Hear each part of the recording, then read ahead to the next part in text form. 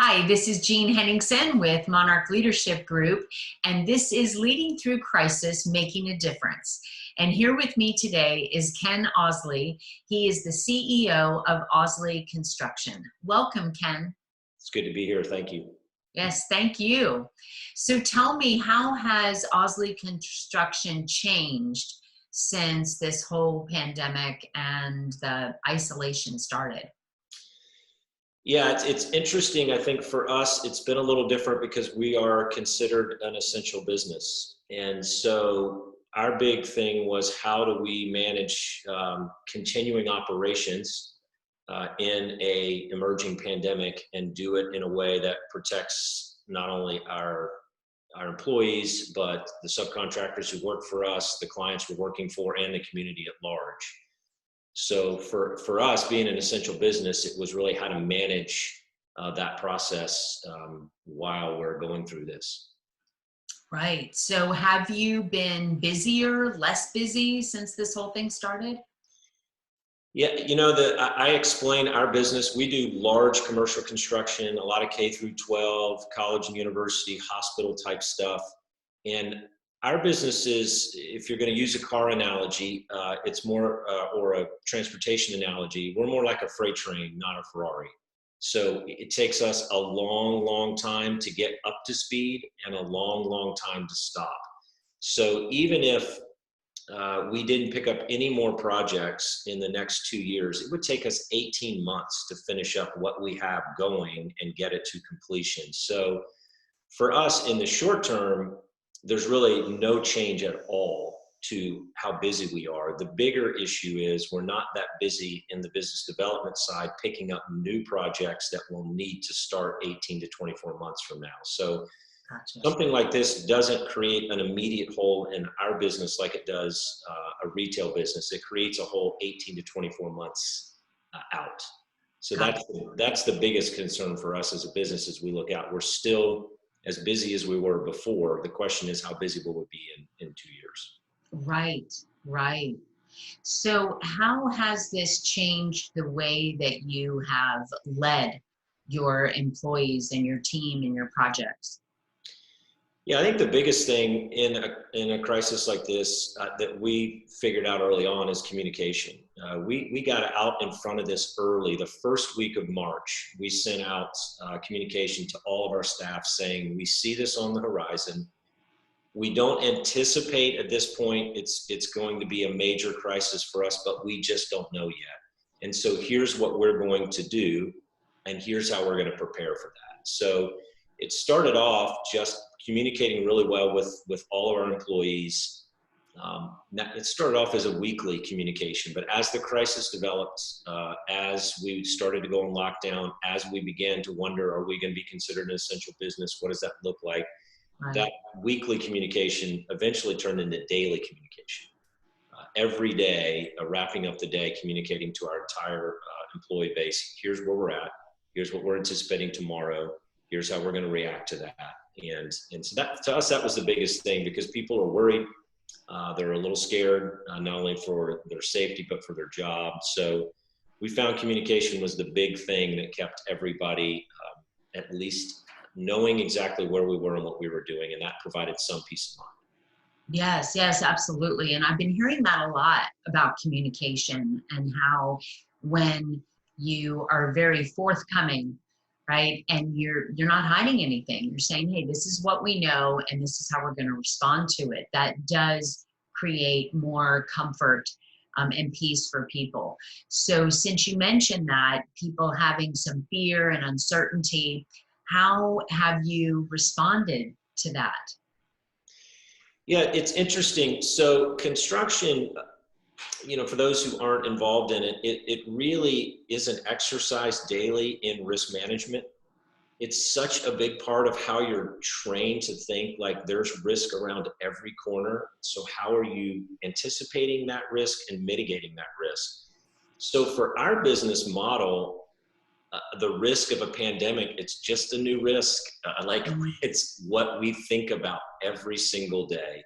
So we're, I think, structurally prepared to deal with stuff like this because that's how we think. And so we were able to put protocols in place really quickly. We were able, and our people are used to that. They're used to, okay, here's another risk that just popped up. Here's the new protocol for that risk mitigation. And here's what, that is normal operating procedure on a day-to-day basis with a construction company. So it didn't throw anybody off. It actually provided comfort. So here are the risks we see with this pandemic, particularly as it relates to people's health and the community and your families. Here are the things we're going to do to mitigate that risk. And we put all new protocols in place as far as how we're allowing subcontractors on the site, testing their temperatures, every single one that comes on site. Our protocols are not that different than a hospital. Everyone checks in, they have a number, they get their temperature taken, we ask them a series of questions. We put those kind of protocols in place weeks and weeks ago. And that at least protected our workforce and our employees. So that was a big part of it. And I think just the culture of a construction company, that helped us a lot. And then, you know, with our employees, just emphasizing, look, if there's anything you're not comfortable with from a personal health and safety standpoint, you need to communicate that to us immediately so we can think through how to change what we're doing or put you in a situation where you're not, you know, where you're comfortable, where you're not uncomfortable. So that, again, I think because it's just how we operate and who we are, it was a pretty smooth thing for us to do. Yes, yeah, that's a really good point, that you all do encounter risk all the time. And I guess the upside of this risk is that you knew how to respond to it versus an unknown risk. Yeah, and just to give you an example of how it works out, that we're kind of risk assessment and mitigators as a normal operating procedure.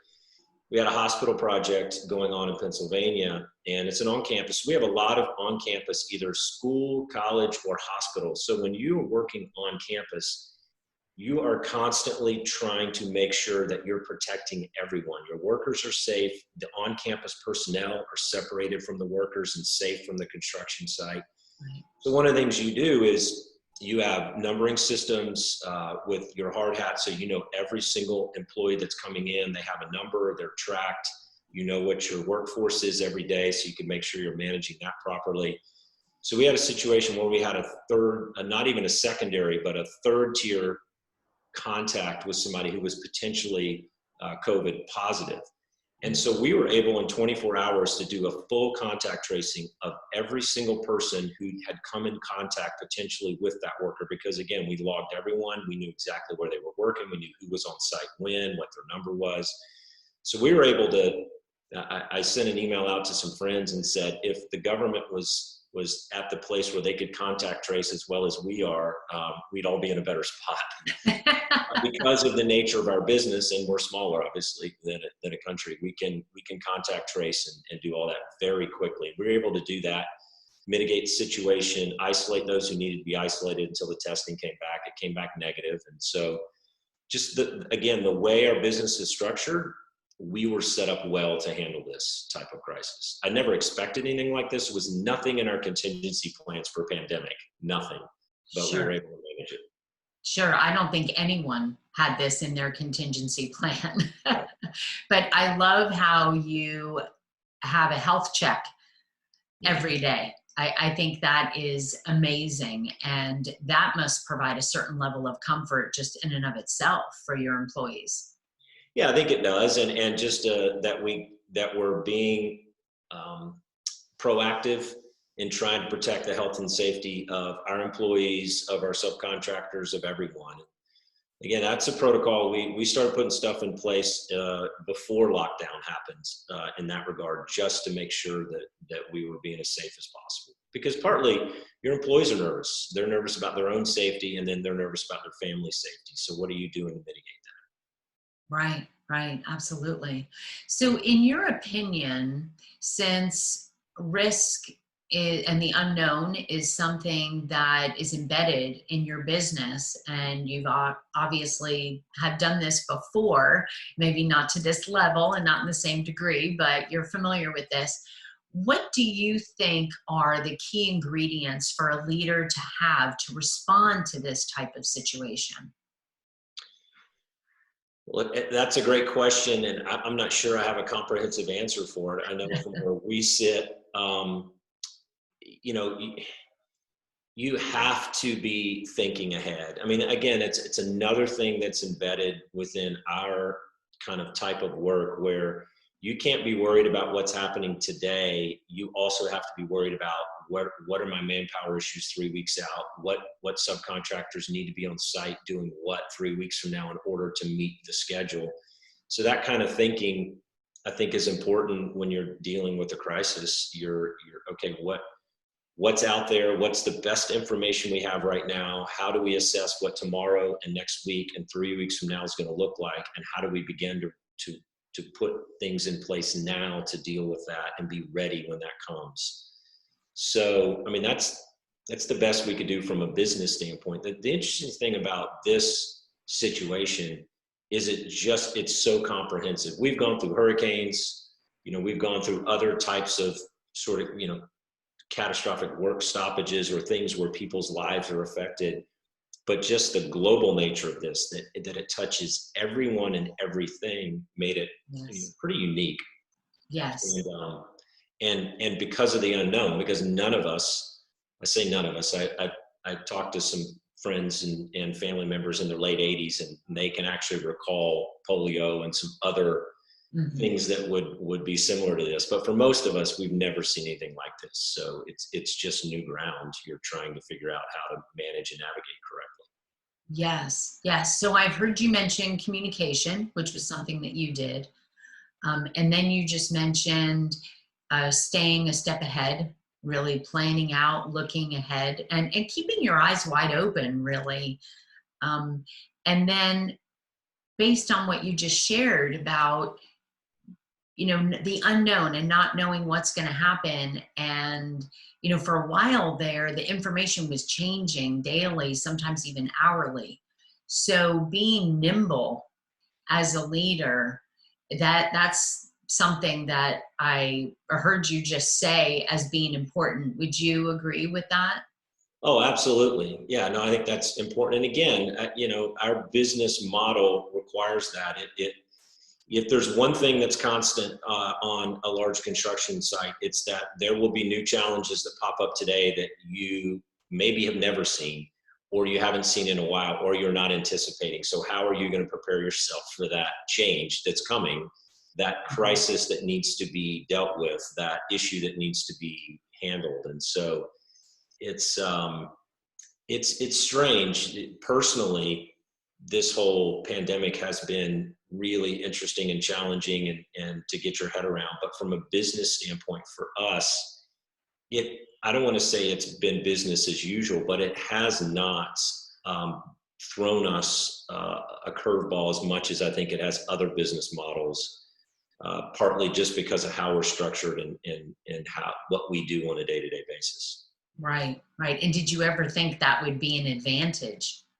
No, and quite honestly, the more we talk, the more I'm realizing it was an advantage for us. I mean, as I thought through some of the questions that you had posed, I realized that, I began to really realize just how we were structured to deal with something like this, at least from a business standpoint. Now, if we became non-essential, that would be a different animal for us to, how are we going to handle that? And again, we've handled that in short term with hurricanes and other work stoppages, but not something as comprehensive and long term as this. Right, right. So how has your business been able to contribute to our community through this pandemic? Have you had any opportunities to do that? Yeah, there's if you are dialed into what's happening in the community, then opportunities are going to come, and they do. I mean, the biggest thing that we wanted to do as a company is, number one, to be able to make sure all of our employees were secure and their families is such a big deal in a crisis situation. And that became priority number one, and we were able to do that. I think the bigger thing on a community basis, personally, as myself and my business partners are very involved in not only nonprofits, but in community leadership organizations. And right out of the gate, we knew, again, our train was still running on the tracks. Mm-hmm. What can we do to help all the rest of the businesses who were getting derailed? Yes. And so I worked with Kevin Shealy and some others in the business community. Early on, we actually privately were working to put together a very large private equity fund that businesses could, in essence, a private PPP program that businesses could get very low interest loans that could help them stay afloat. And in the process of working on that to try to help keep as many businesses viable in the community as possible during this crisis, the federal government stepped in with their stimulus package, which allowed us to transition to that. So big efforts like that to say, how do we keep the entire economy within our community afloat? How do we help all those businesses that have been completely shut down? How do we get capital to them? How do we help them keep their employees, viable? So a lot of efforts behind the scenes. We worked really hard the first few weeks. I spent probably more time doing that than I did Ausley Construction, just because it's great if our business is still going, but if the rest of the infrastructure of the business community crumbles around us, then ultimately we crumble too. So we really worked hard to try to do what we could do to help the rest of the business community stay on its feet. Wow. Wow. That's a beautiful thing. I'm so glad that you were doing that. And what I've been hearing from Lauren with the Community Foundation is that our nonprofits may need some help, as well as some of our smaller private businesses. So I hope that you and Kevin and the rest of your team will continue those conversations, because we might need that help depending on who got government help and who didn't and how much. And hopefully there's more coming for nonprofits. Hopefully there'll be the opportunity for grants, but it's still an unknown. I think there's a lot of things we still don't know because we haven't phased back in yet. And, I'm hoping that we do not lose a lot of businesses here locally. But it's really an unknown until we get back going again. Yeah, and we've coordinated a lot. So myself and Kevin and others at the CP, and then Lauren at the Community Foundation, and I sit on the Community Foundation board, so it's important to me that the nonprofits. And one of the things I did is, not only as we're looking at, it was a comprehensive effort. The PPP funding from the federal government was for all nonprofits and for-profits. So we didn't just ask businesses to apply that needed it. We coordinated closely with the Community Foundation to make sure that the nonprofits were involved in that. And the nonprofits I sat on the board of, I worked personally to help them get their applications in and make sure that they were taken care of, just like the businesses were.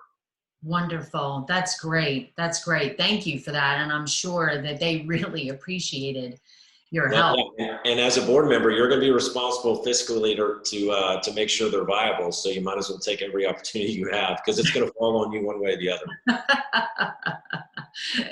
So you're in a unique situation in that you do sit on boards. You are very involved in the community. So the involvement that you have had has been on a very high level. Mm-hmm. So what do you say to a neighbor that says, hey, Ken, I see you're making a difference, but how can I make a difference in this community during this time? Yeah, that's a great question, because I think philosophically, I would say that all change starts at the grassroots, at the ground level. So when you're thinking about how do I make a difference, it really should start with family, friends, neighbors. Like, who are the people I have close proximity with and I have access to, and what are their needs, and how can I meet those needs? And whether that's grocery shopping for an elderly parent, whether that's grocery shopping for an elderly neighbor, mm-hmm. There's many, many ways in which you can make a difference that's tangible and real, that isn't, large and broadcasted across the community. And the collective power of everyone doing that is really how transformation happens. That's how I believe it happens. I know we have always been enamored by power, and by position and by authority. And yes, you can accomplish a lot with those things, but I think true transformation that's authentic and lasting happens better from the ground up. Yes, yeah, beautifully said. I love the term collective power Mhm. because that is so true. And I think a lot of people may hesitate to reach out to a neighbor. You know, maybe they don't know the neighbor as well, or they think, well, is that really going to make a difference? But you're absolutely right. It is the collective power of Mhm. all of us. And just letting them know that you care, Right. I think, is huge. It truly is. And a lot of our older population can feel very isolated right now, not just fearful, but they can feel very isolated. So reaching out to that neighbor that you know may not be getting out and asking them if they need anything at the store, could be huge. Absolutely. Yeah, wonderful, wonderful. Well, it has been so wonderful talking to you today, Ken, and thank you for sharing your perspective and how you've been able to lead through this. It's so interesting to hear how your business responded to this and how your business operates, because I never really thought about it, to be honest. Yeah. So it's really interesting, and we appreciate so much your leadership in this community, because I know that you have done in the past and you continue to do so much for our nonprofits here in Ocala, Marion County. So thank you. Well, thank you. It's been a pleasure. I've enjoyed this time. Thank you.